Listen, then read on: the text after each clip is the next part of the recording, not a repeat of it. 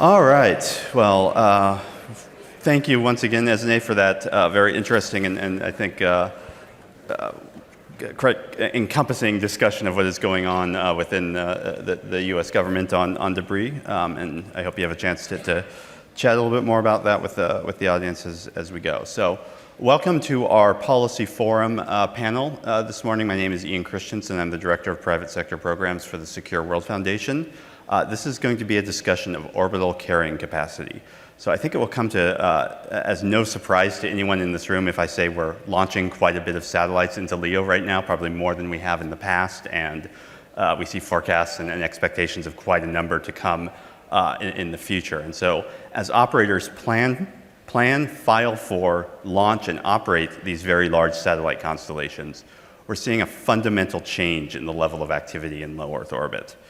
This has led to questions both in the public opinion and in scientific conversations about the capacity of the space environment.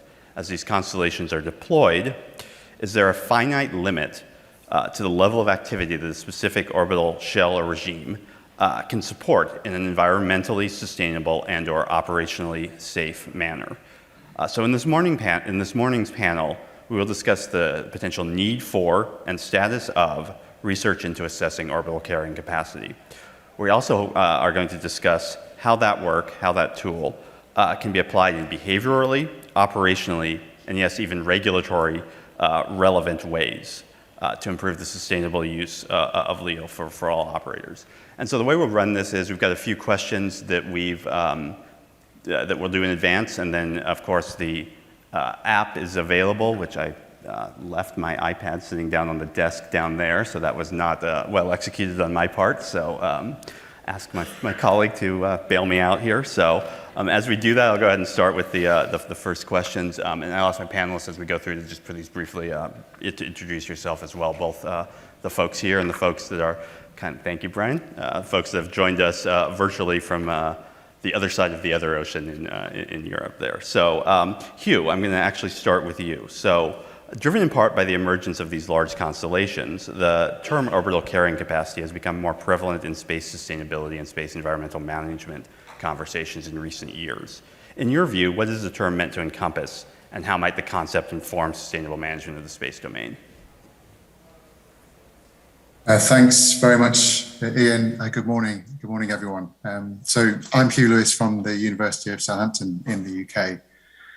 It probably feels like we've been looking at orbital carrying capacity for quite some time, but I think it's still quite early days in terms of our understanding of what it means and what we want it to mean.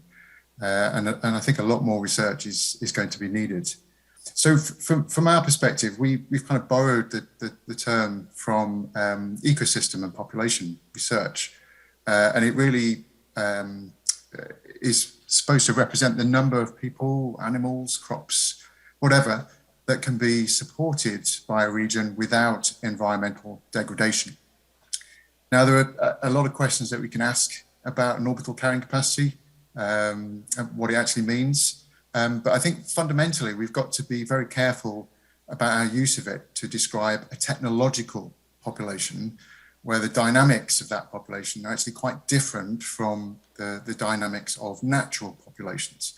I think if we can get over that hurdle, then yes, it's a pretty good concept to start to think about. But there are a few additional questions. So I mentioned we want to look at the number of people, animals, or crops when we're describing it in an ecosystem perspective. But what do we want to count in terms of orbital carrying capacity? Is it the number of tracked objects? What about lethal non-trackable objects? What about the number of operational satellites? Or alternatively, what about the number of space systems, where we just mentioned lots of satellites going into low Earth orbit, many of them making up large constellations. So do we count each constellation as one thing? So I think that's a really important question to try and answer. And then, of course, what data do we need to collect? How do we obtain that data? And then how do we manage the gaps or uncertainty in the data related to the things that we want to count? And then what do we mean by the environment? What is it we're actually trying to protect? Is it the operational satellites? Is it just limited to the space domain, or is it, as you mentioned, what about the night sky? What about spectrum? Is it the services and the data that support the global economy? Those kind of things we haven't really got to grips with. And then how do we deal with the future and the uncertainty that comes with respect to that, and how these populations might actually change? And then finally, what counts as environmental degradation? I'll give you an example. Is the simple occupancy of an orbit, does that count as environmental degradation? If we're building large-scale space systems that endure over potentially decades or even longer, then presumably those orbits won't be available for others. So is that somehow degrading the environment, or is that the normal use of space that we want to encourage? What about satellites that can maneuver and avoid collisions? Do we count those? What happens about satellites that break up and so on? What are we counting? Is it a single satellite, or are we looking at all the fragments associated with it? And I think ultimately, those are the questions that we've got to try and answer, and we're slowly working our way through them. But I think that's probably a good place to start in terms of what we're thinking about in terms of orbital carrying capacity. Well, I think we'll be able to unpack some of those as we go here. So John, I'm going to turn to you next. Viasat has been very active on this topic of orbital carrying capacity, including, I think, having a paper here at this conference this week. Can you just share a bit about why and what your interest in this is? Sure. Thank you, Ian. Good morning, everyone. I think we're interested in the issue for many of the same reasons that others are interested. We need to understand how we are to best use the orbits closest to Earth in a way that maximizes the opportunities but minimizes the impact. I believe that the MIT study that was presented yesterday, and a MITRE study, and the study that Mr. Sturza presented, all give us a pretty good sense that there are certain limits on what we can safely and sustainably do in low Earth orbit. I think that's pretty clear now. There's also work going on with others around the world. And I think the important next step is to figure out how we live and work within those limits. There are a number of things we can do that can, potentially maximize the ability to participate in low Earth orbit. Some of the things coming out of the studies suggest that smaller and more capable satellites, less cross-sectional area, less mass, can improve the opportunities, create an opportunity for more people to participate. Those types of things also can reduce the impact on astronomy potentially, and also reduce the environmental impact. So I think we need to move expeditiously. And the reason I think we need to move expeditiously is because of the potential harms if we don't get moving. And I obviously have an economist next to me who will have an ability to articulate this much more eloquently than I will. But we know that if we exceed the limits, there are potentially significant impacts on safety and sustainability that can impact us for generations in a worst-case scenario. We also know that if only 1 or 2 people are able to use low Earth orbit, there's potentially a huge constraint on competition and innovation. And I think we need to think about that very carefully.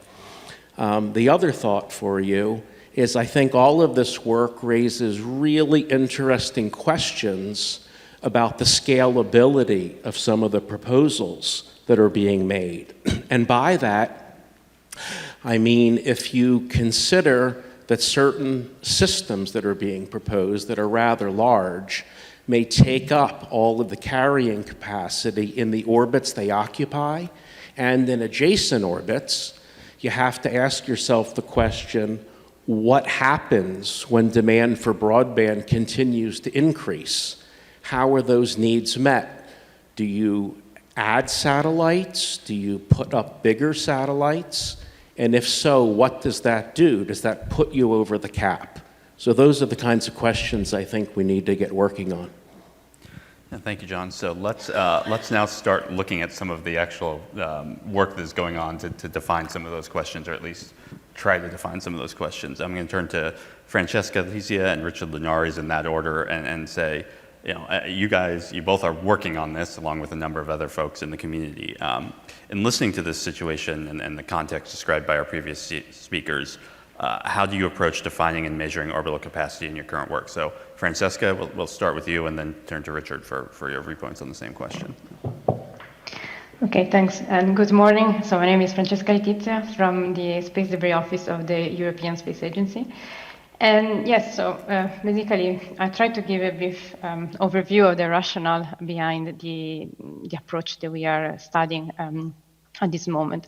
So basically, when we look at the status of space activities and how we can improve the sustainability, there are a number of issues that have influenced our definition of capacity. And to start, so we know that the current guidelines define some targets, but they don't say how this should be achieved. So as a result, there are, we know, several ways to be compliant with mitigation guidelines, but they are not necessarily equivalent in terms of the impact on the debris environment. So for example, we see that there is a difference between re-entering in 25 or in 2 years. And with our approach, we want to be able to capture this difference. So for this reason, what we are doing is to perform an assessment at single mission level, where we consider parameters such as the operational orbit, the disposal approach that has been selected. And the idea is to be able to quantify which is the individual risk for a specific mission of generating new debris. And the idea is also to use the impact on active satellites as a measure of the severity of this potential addition of new objects. And what we do then as a next step is to aggregate these individual risks that we compute for single missions over the whole population of objects to obtain a measure of the level of, let's say, space environment, space resource that is currently in use. So this is the first step for us. A second observation is that there are some limitations in the current guidelines that we would like to address. So first, the guidelines are not derived from a definition of sustainable environment. And also on the other side, they are also not linked to the actual dynamics of the debris environment. So what this means is that in practice, we cannot ensure that well-known mitigation practices, like for example, the 25-year rules, is still relevant in a new space era with a different launch traffic and different spacecraft characteristics, different from the ones that were in place or respected when these guidelines were drafted.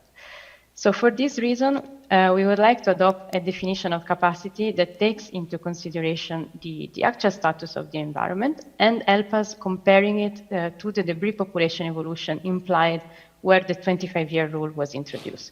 So in practice, we use this scenario, so the one related to the 25-year rule, as a benchmark. We compute the corresponding aggregated risk, and we use this value to define what we intend for capacity of the environment. And this value is then compared with the aggregated risk of the actual population to see whether we are over-consuming space resources. And basically, the approach that I've just described is motivated also by the observation, the fact that the current level of adoption of the guidelines is still, let's say, far from the targets that we have set as a community. And that's why, at the moment, we opted for this definition of capacity, where we see that the capacity is still defined by consensus. So we are not trying to find a definition based only on the dynamical system.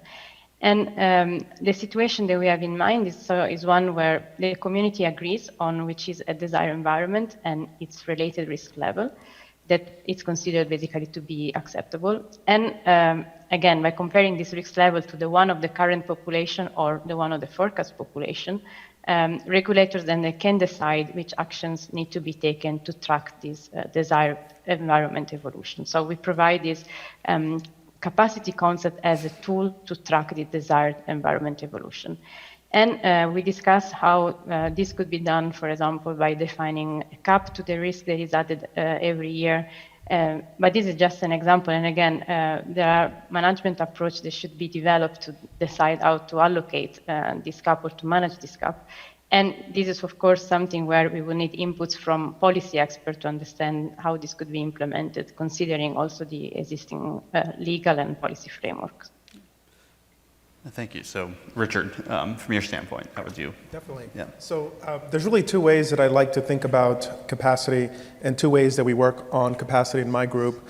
One way is looking at intrinsic capacity. So if everything on orbit was owner, operator control, there wasn't any debris, how many satellites could you physically pack on orbit?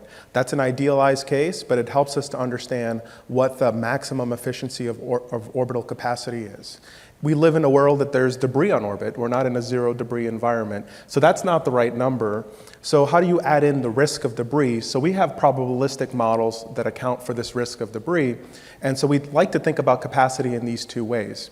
The probabilistic models that others have worked on as well can be used to calculate probabilities of collisions with debris, how often that happens, and calibrate it in terms of these parameters. And then from that, you can perform an optimization to figure out at what risk level do I have an acceptable level of capacity on orbit. And I think I had the two slides, the one slide to show this. So if you see here, if we take this risk standpoint, the figure here on the left shows a risk versus capacity manifold, where if we allow greater risk, of course we can fit more objects on orbit, but there's more collisions. More of your precious satellites are going to fail.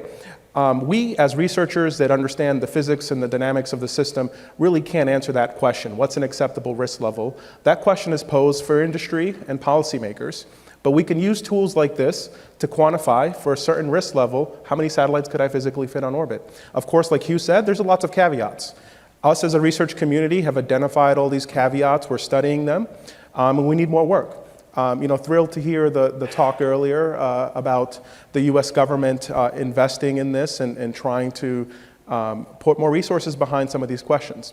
The figure here on the right shows the actual FCC filings. Those are the orange dots with the optimal capacity that we've computed. If you look at this figure, you see that some of the orbital altitudes are actually close to being above capacity. But there's something you can do about that. What you can do is actually you can reduce the capacity above that particular altitude and reduce the capacity below it. So why does that happen? Why do you have to reduce the capacity in the neighboring altitudes?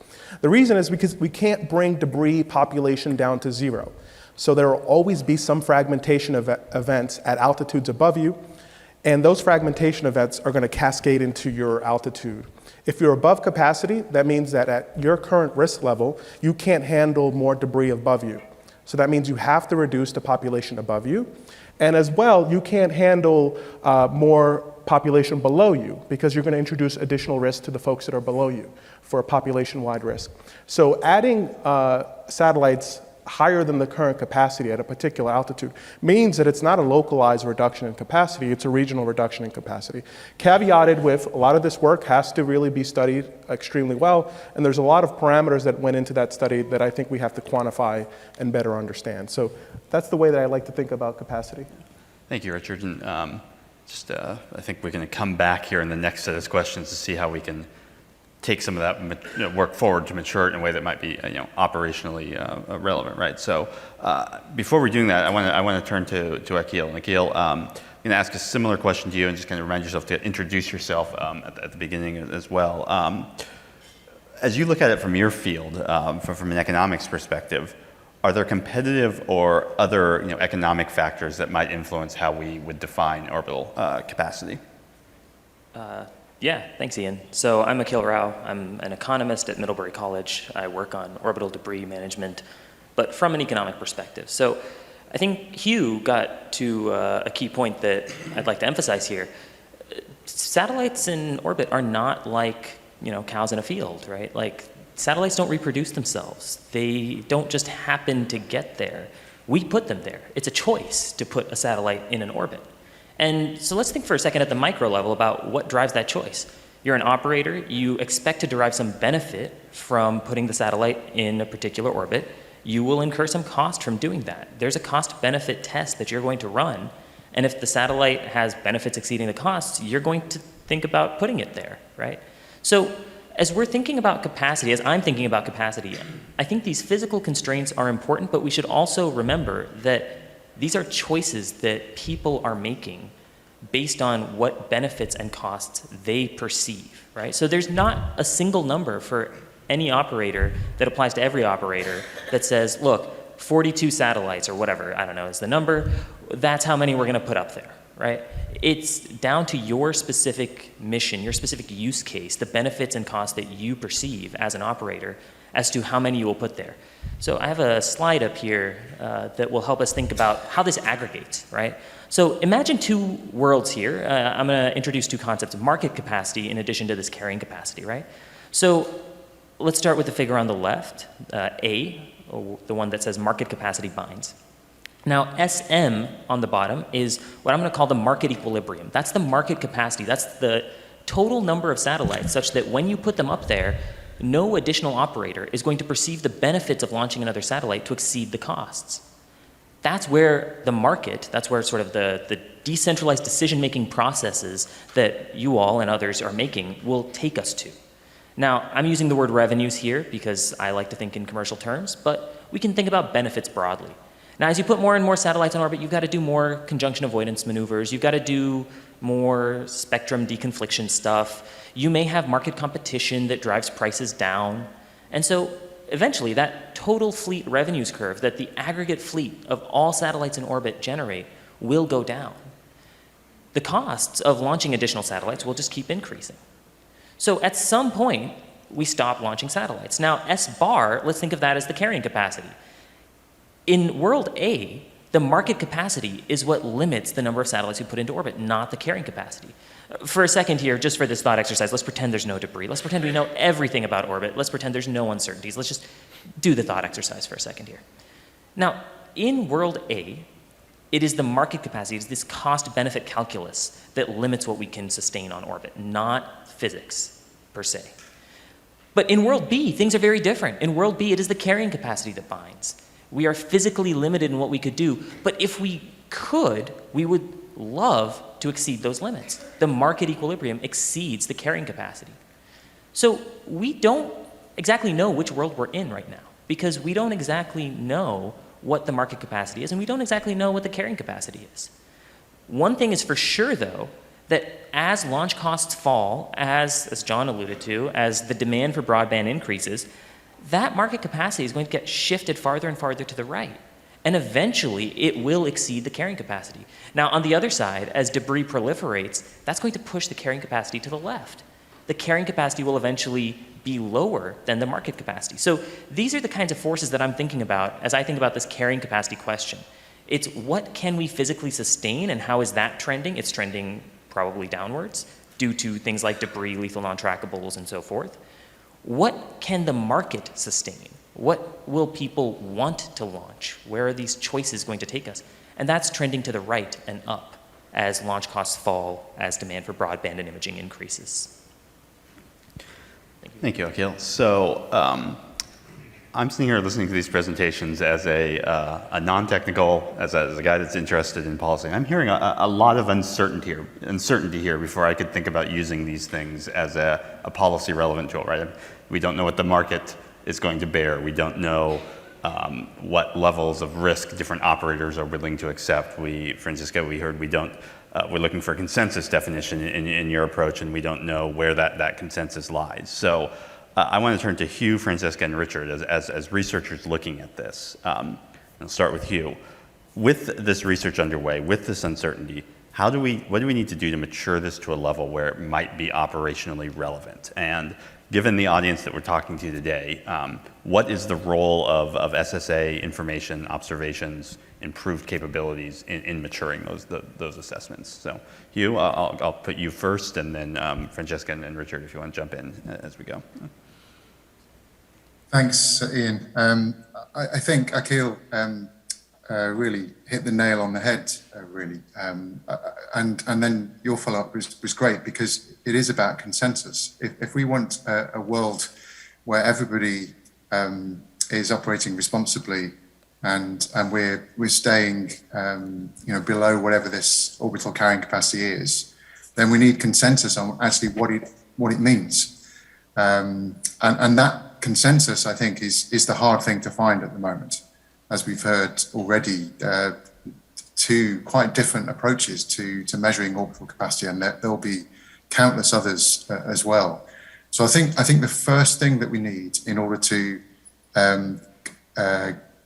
operationalize this kind of concept is that consensus, an understanding of what we mean by the carrying capacity, how the population dynamics work, so the physics that Akhil alluded to. And then we need tools and systems that enable us to measure those the things. So I think, data are going to be what drives this, really. So the answer to the second part of the question, and bearing in mind the audience, we're going to need a lot of data. And I think it may be data that is being collected already, or it may be data that is that we haven't yet contemplated, or is difficult to obtain, or is uncertain, and we've got to do a better job of driving the uncertainty down. But I think data is going to be the primary factor. Once we've established what it is that we're measuring, everybody's on board, and so on. So I think I'll leave it there and allow Francesca and Richard to come back. Thanks. No, I agree totally with the 2 points that Hugh just mentioned. Of course, data is essential in our approach, because we needed to monitor the current status. Otherwise, we cannot assess which part of the available capacity has already been consumed. So this, for us, is a prerequisite.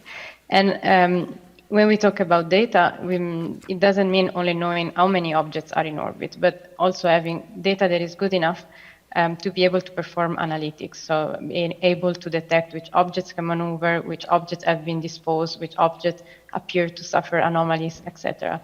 And of course, one would hope that maybe in the future we will be evolving towards a situation where data is also shared more openly directly from the operators. But in general, I think that if we imagine such a system to be in place, also we would like to have the ability to monitor and verify also what declared by operators. And I think this is important in general, also beyond the specific application to orbital capacity. If we look at the fact that more agencies are now considering a role that is not only, let's say, the one of a licensing body, but also to have more of an oversight on space activity. So that implies a different level of the granularity and the frequency of assessments that are performed. But as you said, besides the data availability, really what is needed at this moment is to build consensus around the methodology, or at least to have a more shared understanding of the different approaches that have been proposed and what is their intended applicability. And we as ESA, we have been very active on this topic, and the idea also is a bit to foster the discussion among experts and to have this comparison among different methodologies. And the objective for us is not to pick which is the best approach, but more to identify, understand also for ourselves which are the drivers and the gap that we need to fill to make this concept of orbital capacity easier to be included in mitigation practices, because we really think that it could be an effective tool, and this goes beyond the discussion on the specific metrics that the different researchers are working on. And for us, then also the next step on this path is also to enlarge the audience, to go beyond only the space debris expert, but also to involve in the discussion operators, mission designers, so that they can also become familiar with this concept and embed them in their practices. Yeah, and I think I agree with both of those comments. Consensus, I think, is going to be important. As we know as researchers, there's different approaches for looking at the problem, and there's different types of models. There are models that we use that are simplified differential equations. We call them source-link models. There are full Monte Carlo models, which are a little bit more computationally expensive, but can model a lot more detail and are more trustworthy. And I think we do need all of these models. We need simple models that can be shared with operators, and the operators can do calculations based on proposed constellation designs. And the operators can see, that the trade space doesn't mean that if I want a sustainable design, I have to give up on profit. I can look at this trade space and try to decide, do I reduce the footprint of my satellite? How can I propose this mission by being a good steward of space? And I think as researchers, we're developing tools. Hugh has been developing tools that I think are very useful for owner-operators. And we have a few tools, and then the question is, how do we build consensus and work with operators to help them use some of these models? So I think that's the next step in the way forward. Thank you. So we're beginning to get a good number of questions in the app. So thank you all for putting those in. I'm going to start to try to bring those into the conversation here. And John, I'm gonna turn to you here, and there it goes. So we're hearing a lot of talk about risk in this, right? As risk is kind of the thing we're trying to deal with in capacity models. Different ways we can think about risk, right? Operators themselves might have different risk tolerances that they're willing to accept. So how might we reconcile those different risk levels between operators and what they're willing to accept? And then short-term versus long-term risk. How do we reconcile risk to maybe safety in the next 5 to 10 years versus risk to the ecosystem and the environment over the long term? So interested in your thoughts on those two elements of risk, and then maybe we'll turn to any others on the panel. Yeah. Well, I guess I'm not sure it's up to regulators to reconcile different risk profiles. I think those are trade-offs that operators themselves need to make, unless the risk trade-offs they're making have impacts on others. And that's where I think you have the public policy considerations that have to come into play. I mean, if I decide that I want to drive down the freeway and weave across all 8 lanes because I'm willing to accept the risk, I think most people would say, gee, that's a poor decision. You're impacting our ability to share the freeway. And we would say, no, that's not adequate. And that's, I think, my concern is there are people who are making risk determinations that may be advantageous for themselves, but may preclude others from accessing space, raising the cost for others to operate, making it harder for others to dodge them, requiring others to consume additional fuel. And I think those are the things we've got to give some thought to. How do we establish lanes to ensure that multiple people can share these resources? So Richard, Hugh, Francisco, any thoughts on that? I know, Richard, you said that in your modeling work, you just recognize that different operators have different risk tolerances, and you have to, Yeah. I think that's kind of, we do a lot of physics modeling and astrodynamics by training. Once I start talking about the risks, that's really where I think my expertise ends. And Akil, I think from an economic standpoint, I think that's where we need policy and economics to come in, because this is an advanced technological system, these satellites, right? We understand what risk means for other electronic systems, like, for example, cell phones and laptops. How comfortable are you with your laptop failing every few years? Does it make sense for you to buy a laptop every few years? Does it make sense for operators to launch that many satellites? If you're going to have 50,000 failed satellites at a certain altitude, and you need a replenishing rate that exceeds, an extra 10% of satellites, does that make sense in terms of economics? So that's the risk standpoint. What we can answer from a physical perspective is, if you accept a 10% risk to your satellites, what does that mean for the overall capacity and debris generation in the environment? I think we could try to answer that question. And there's all kinds of implications with that debris. Depending on the altitude, some of that debris can be up there for hundreds and thousands of years. And we're not just making this decision for our current generation, we're making it the decision for future generations. So we can't expect technology to just miraculously save us from that debris problem.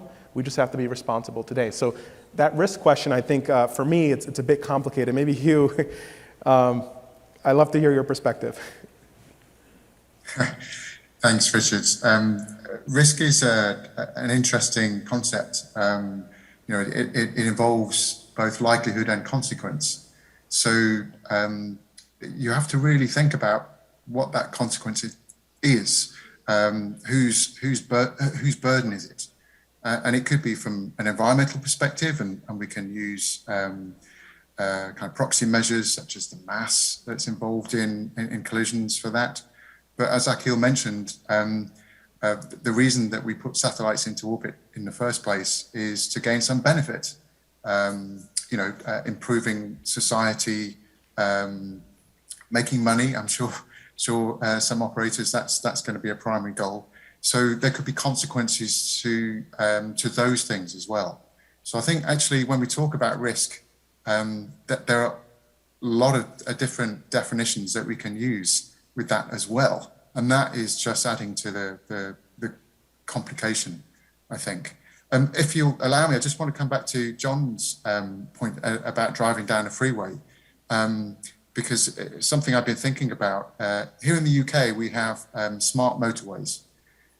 What we've done is we've tried to solve the congestion problem by converting what we call the hard shoulder into another lane, by putting cameras at frequent intervals down the motorway to monitor the traffic, to adjust the speed and so on. And that allows us to keep the traffic moving, get more cars onto the roads. So there's good data, good observations being made, good organization, good set of rules that are in place. But the government has suspended the development of any new smart motorways because we've seen a lot of accidents that are occurring now where people have nowhere to go.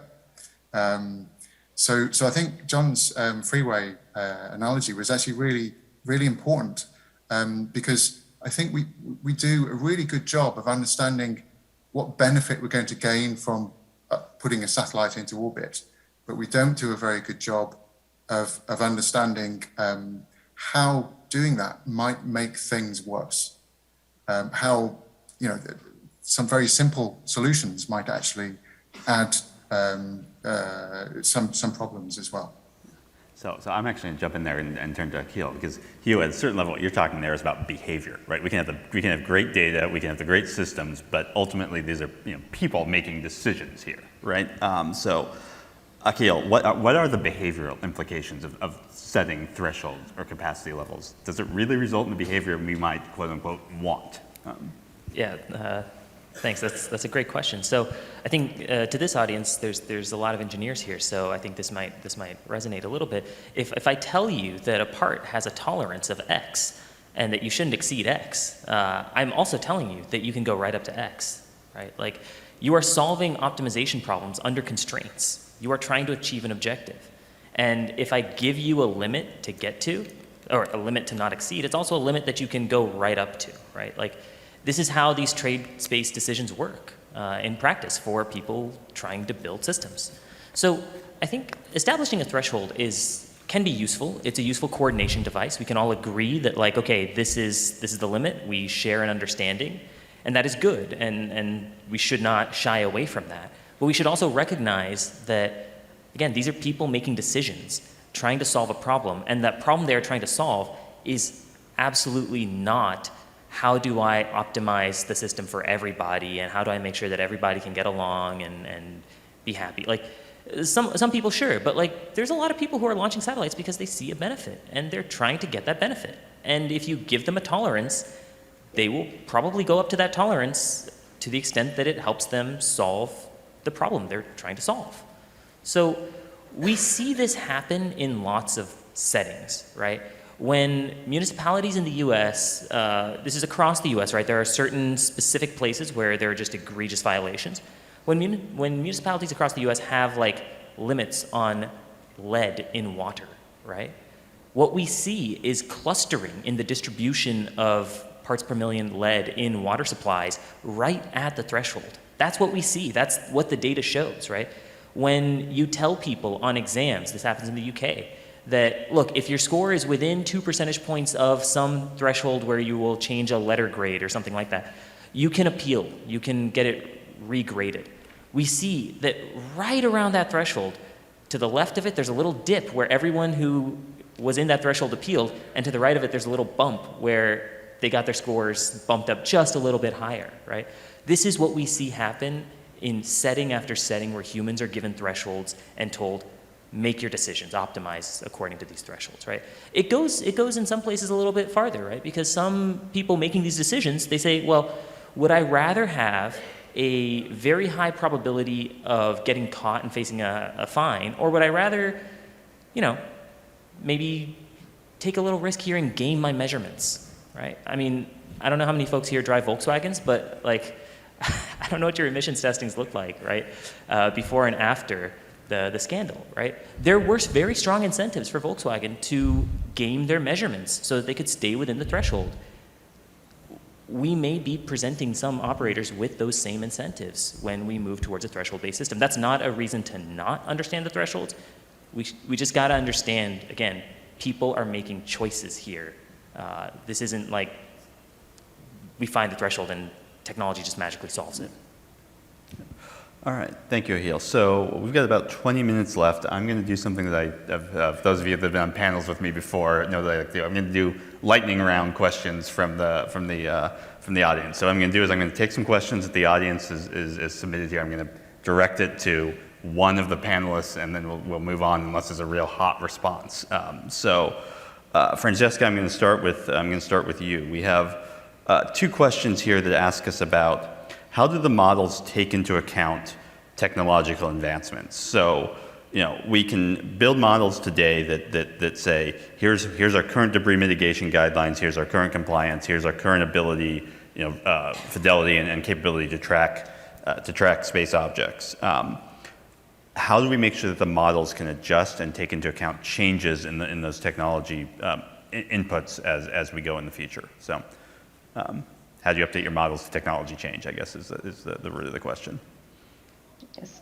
So in our model, for example, the risk mitigated in terms of with collision avoidance maneuver is part of the assessment that we perform. And in the computation of the term, for example, the quality of the data that you have on the position of the object, so the covariances plays a role in the assessment that we perform.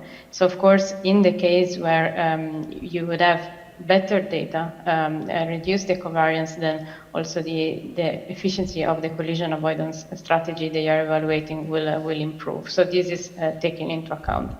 But I have also to say that, for example, in our approach, still really the decision on how to, let's say, to dispose a satellite at the end of its mission is what is really driving more than, for example, the approach or to collision avoidance. So that will be the main driver in the assessment. So it's a bit more robust to, let's say, the speed that maybe we can see in the development of new sensors. All right. Thank you. Richard, you're next. So in developing the algorithm that you talked about that determine max capacity, does it include consideration of adequate solar energy reaching the Earth from LEO or GEO? It does. So space weather is an important aspect. When we have low solar conditions, the atmosphere doesn't remove debris as quickly. When we have higher solar conditions, the atmosphere removes debris more quickly. And the solar storms and things like that are a bit random, but we do have models for how sunspot evolution will occur over 11 years, and you can include that in the model. So that's a good question. Thank you. Let's see where to go here. Akil, I'm coming to you next. So there's a comment from the audience that your chart framed the physics versus economics issue well, so congratulations on a chart that was effective. But the poster or the question asks, there's also national interests involved in some of these constellations, right? It's not purely market factors. It's not purely doing it for the benefit, right? There's national interest here. So we're talking about policy. We're talking about trying to drive consistency in policy, applying capacity as a tool. The question is there a way that we might use landing rights, market access type policies to drive consistency even within the national interest there? Yeah, that's a great question. So I have two answers here. I'll give the short answer, and for the longer answer, I've got a paper that you can reach out to me. I'm happy to share. The short answer is yes. We can use market access restrictions, regulations to regulate Orbit better, despite the international nature of the resource. So we do this all the time in other settings. Like the reason there is no lead in children's toys is not because we have some international treaty banning lead in children's toys. The US is a huge market for toys, and when we say we will not accept lead in children's toys, we move the market, right? Like if any of you have school-age kids, like their textbooks are not determined by like your state necessarily. They're determined by Texas and California. Those are the big markets for textbooks. Those are the markets that determine what happens at the national level as far as curriculum in textbooks goes. So the US, for example, I think could do something similar where we could say, look, we want to have a certain kind of policy around orbit use. We're not going to regulate satellites that are launched from our territory, even though as a launching state perhaps we could. Instead, we're going to say that if you want to sell services into the US, if you want to broadcast into the US, transmit signals, you got to meet our rules. You got to comply. That's a market access restriction that the US can absolutely do. It does not violate anyone's sovereignty. If they don't like it, they can just choose a different market, right? Like that's how this works. And we can do this with national security interests in mind, absolutely. We can do this with just purely commercial interests in mind, for sure, right? But we should recognize that our strength of ability to regulate here does not just come from the space sector we have, it comes from the consumer demand for those services that we have. Thanks, Akil. So, John, as our private sector representative on the panel, you get the next one. And this is it's a little bit a field of our specific topic, but I think it's interesting, so I'm going to go ahead and ask it. So in many areas of commercial endeavor right now, we're seeing environmental, social, and governance, or ESG considerations, get more weight in capital allocation decisions. There's a whole industry behind that in terms of monitoring and reporting. How do we see these developments shaping the financing and fielding of next generation satellite systems? And does carrying capacity fit in there as a potential metric in ESG for the space sector? Well, I think there is a growing awareness that these are issues that need to be addressed. I think if we go back 2.5 years to the beginning of COVID, when these issues were starting to get raised, you'd have conversations with regulators, with ministers, with other influencers, and they'd look at you cross-eyed. They have no idea what you're talking about. This is all space geek stuff. And now we are seeing that it's part of the discussion. It's part of social media. It's part of the daily newspapers. We're seeing it in the Financial Times, the New York Times, the Washington Post. So I think all of that, builds some pressure on companies to be more responsible and not to shy away from these issues. We've had this happen in other areas where there's been behavior. I mean, look at what we did with plastics, right? We ignored it for a long time. Didn't think it was a big deal, and as soon as awareness started growing that we were creating long-term harm, all of a sudden corporations started changing their behavior. So I think it's going to come from the financial communities, and this is what I think is happening in the United Kingdom right now. There is a movement to start to develop some sustainability guidelines and to bring the financial markets to bear. So as companies are coming to market, they need to address these things. And all of that pressure, I think, is going to bring about positive change. All right. Thank you. And so, Hugh, you did not escape. I'm going to come back to you. And then I'm actually going to ask this question to you, but I'd like to have a couple of the others respond after you do as well, because I think this is one where there might be a divergence of views across the panel here. So Hugh, what are your thoughts, and you actually raised this in your opening remarks already, what are your thoughts on measuring the aggregate risk of a collision across an entire constellation versus measure it on a per satellite basis? Should we be looking at aggregate, or should we be looking at individual satellites? So Hugh, start with you, and then if others on that want to chime in, I think that'd be interesting. Thanks, Ian. That's a really good question. So I think historically we've been used to evaluating the environmental impact of spacecraft on an individual basis.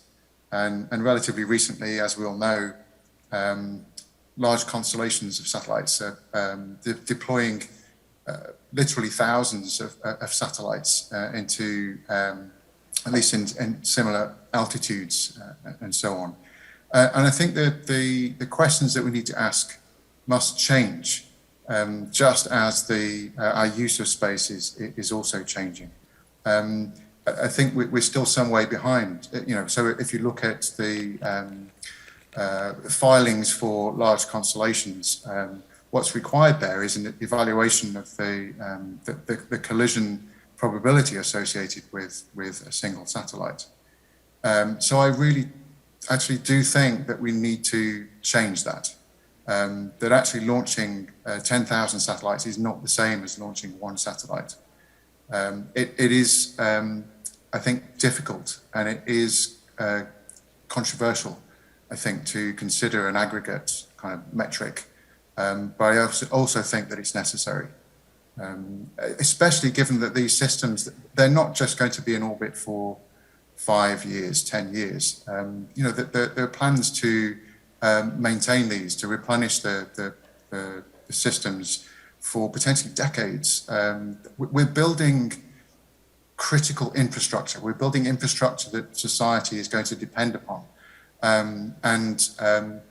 But we're evaluating, single satellites. So the answer is yes. I think aggregate risk and aggregate measures, I think, are going to be an important thing.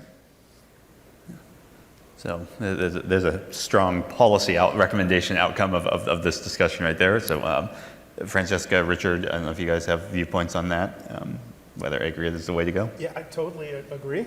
We actually submitted a comment to the FCC on their recent rulemaking on orbital debris, stating just that, among other things, stating what Hugh said, and our group totally agrees with Hugh on that topic. And I think that's a really positive change if we can make that perspective of analyzing risk. Yeah. And yeah, also from my perspective, I tend to agree. And also in our approach, we always consider the mission as a whole. So we don't look at the single spacecraft, but we look at the overall. For example, if you talk about a constellation overall, because that's the subject of the analysis. So yes, I would agree with you. Yeah. Richard, or John or Nikhil. Yeah. I think it's a critical issue, and in its essence, it's a matter of fairness. I mean, if Richards decides to put up a satellite network and he decides he can do the job with one satellite, there's some risk associated with it, and there are some externalities that I bear if you fail. But if I decide instead of putting up one, I want to put up 30,000, I don't think I should have 30,000 bites at that risk apple, so to speak, because I'm pushing costs to you when I do that. And there have always been policy determinations about equitably apportioning access to spectrum. Right? Most nations have rules that say, if you want to serve my country, you have to meet my policies. And some of those policies are about how you coexist with others, how you share spectrum. And I don't think that this risk allocation question is any different. In fact, I think it's critical because at the market access stage, nations should be thinking, if I give access to John's 30,000 satellites, what does that mean for Richard's one system? Or what does that do with the Keel system, which hasn't been thought about but wants to come in a few years? We do it all the time for spectrum. I don't see why we wouldn't be doing it when it comes to collision risk. Keel? Yeah, sure. I guess the one thing I'll add to this, I agree with everything that's been said. I think we should be thinking at the margins here. And when I say thinking at the margins, we should be thinking about the incremental contributions of each system, of each component of each system to the total risk that everyone's dealing with. I'm so grateful to you, John, for using the E word. I never want to be the economist in the audience to be the first one to say externalities, but you're right. I mean, there are externalities associated with these things. And, you know, I think it would be useful to move to a world in which we can present operators with the correct incentives at the margin to think about how they can optimize their systems with respect to the total risk that everybody's got to bear, right? And so I would say we should think about the risk at a system level, and we should go one step farther as well and think about incremental contributions to the big system risk, if that makes sense. All right, well, so we had a uniform recommendation to move towards aggregate risk assessment. So, for anyone in the audience that might have a differing opinion, please find the panelists afterwards and have a debate over coffee. So we unfortunately only have 5 minutes remaining, and I do not want to stand between people and coffee. So there are a number of questions that unfortunately we're not going to get to, but thank you all for submitting that. I want to go with a wrap-up question and allow each of our panelists to have some final words. And reminding ourselves that we're on a policy forum panel, and so we've discussed some elements of policy already. We've discussed market access. We've discussed, again, this aggregate risk question. Francesca, you mentioned that you're looking for input from policymakers on the work that you're doing. So the question I want to end on and allow each of you to kind of reflect on is, let's say we jump 5 years from now and these models that we're talking about are matured. We've worked out the interoperability issues. We've worked out some of the different ways to take into risk tolerances, and we've worked in different ways to bring in new data. So we have mature models. What would that mean for the regulatory system? Does the regulatory system actually have the capacity, no pun intended, to use orbital carrying capacity models as a way to improve the management of the orbital domain? So just interested in personal opinions from anyone who would be willing to jump in on that question. Open it up. I guess I'll start, Yeah. and I'll be brief. Yes, I think so. I think a unique element that we have at MIT is our technology and policy program, where we have students that are both interested in the policy side of things and the technology. I think we need folks with that expertise, and the governance has to be adaptive, right? So it can't be, that there's going to be a single tool, and that tool is going to be able to be used by the layman. It needs to be adaptive, and we need an adaptive discussion. If there are folks that feel like they're being left out, they need to have a voice, and that needs to be folded into how these tools are used. But I think we need people with both technical and policy background to really help us make this reality. I think all of us here on the stage want the future to be positive and want the future in space to be productive for everybody. And I'm optimistic about that. But I think if we use the tools that we're developing, the physics, we could make that reality possible while allowing future generations to continue to share in the benefits of space. John? I think the answer is an absolute yes. And my prediction is you are going to see a number of countries starting to do it much sooner than 5 years. I think what you're going to see in the coming year is a groundswell of support for the fact that we need to start preparing for the future and creating the opportunity for competition and innovation and making sure there's room for the things that no one in the room is smart enough to think of, but it's going to be coming down the road in 5 years. So I think countries will be making room for that.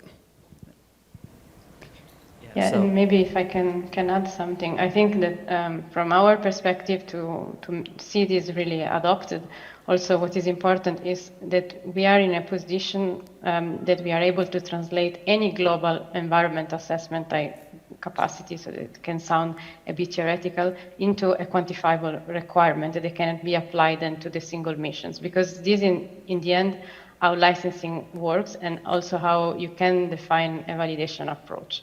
And so, for example, I said before in our approach, we can think about a cap on the risk that can be added in a given year by each entity. It could be a launching state or it could be an operator. But then this it should be possible to translate it really in threshold at a single mission level. Otherwise, it would be difficult to have this really applied in practice. Yes, so I guess I'll jump in here. I think in 5 years, if we can mature these models to a point where we get actionable, trustable numbers out of them around things like capacity and risk and externalities, I think the next step is that we should price those externalities. We should think of orbits as natural capital that we all inherit from nature, just like trees, and we should talk about using these things like a resource. It is, to my mind, weird that we do not want to talk about having people pay for using an orbit itself. We should do that. So, if you look at sulfur dioxide reductions in the US, it didn't happen because there was like a fixed threshold applied. There was a cap and trade market. It worked. This stuff works. So I think that we should move to a world in which we are treating orbits as natural resources. Orbital use fees, performance bonds, cap and trade, there's a number of possible mechanisms we can use. And in 5 years, if we've matured the models to the point where we get usable numbers from them, we should start moving to pricing policies, I think. Yeah. Interesting. Hugh, any last words? First words and last words? I think actually the other panelists have summed it up really nicely. I think I would add just a note of caution, in terms of what we might mean by a mature model, just to slightly adjust a very common saying. All models are approximations. So we should always keep that in mind, I think, when we come to build policy, because, we don't want to get that wrong. We want to make sure that the policy is something that will last, something that is appropriate. And I say we have to take into account the approximations that have gone into the building of those models. Yep. And that is a well-received note of caution to end on. So with that, thank you to the 5 panelists. Thank you to the audience. I believe the next up on the agenda is a coffee break here for us in Maui. So thank you all.